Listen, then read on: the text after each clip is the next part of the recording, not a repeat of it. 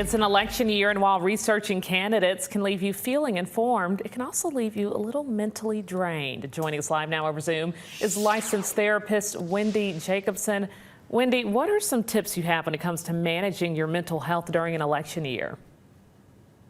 Sure. So tough during election year, you find yourself maybe getting into conversations or hearing issues presented in a way that feel a little divisive or isolating. And that can cause us to feel sometimes discouraged or hopeless. And what I encourage people to do is be mindful. Be mindful, pay attention to how you are feeling as you're listening to various media, reading articles. Pay attention to what's happening in your body. Are you starting to feel anxious? Is your heart racing? Is your stomach hurting? Maybe it's time to take a break and just remind yourself of the things that are most important. Also, being in control of ourselves, being self-regulated.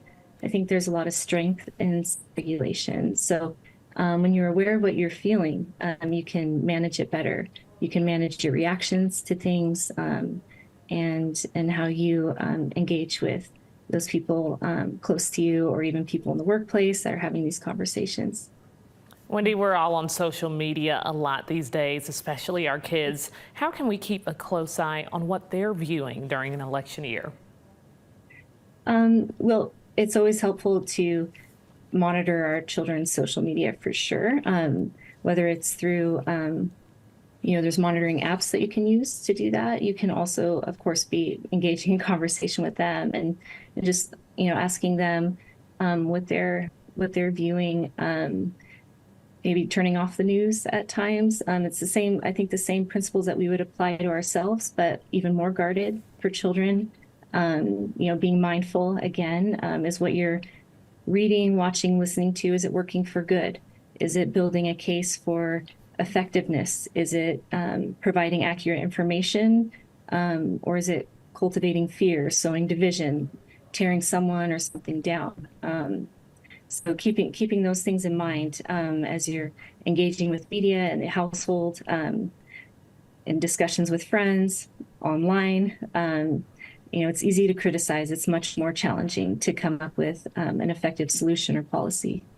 Wendy, a lot of people have anxiety specifically about the future in general. And during election year, we hear so many different candidates talking about what could happen in the upcoming years, what's happening now. How do we tune all that noise out?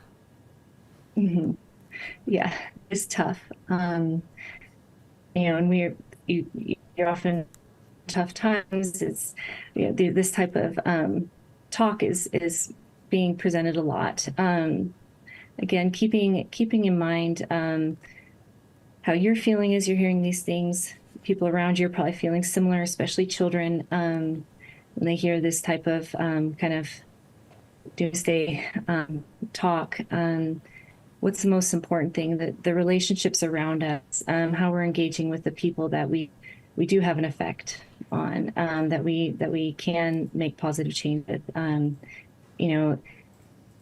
Self-regulation, taking care of ourselves, ultimately is what we have to do in order to be effective for change, and whether it's in our own families or in the community around us. So just honestly, it sounds selfish, but I think it's the most important thing is to take care of yourself during this time and listen to what you're needing. And then your children, those people close to you, what are they needing? And then, tune the rest of that out when you need to. All right, Wendy, thank you so much for all of those useful tips. Thanks so much for joining us here on Alabama Live. We appreciate it. Thank you, Jasmine. Take care.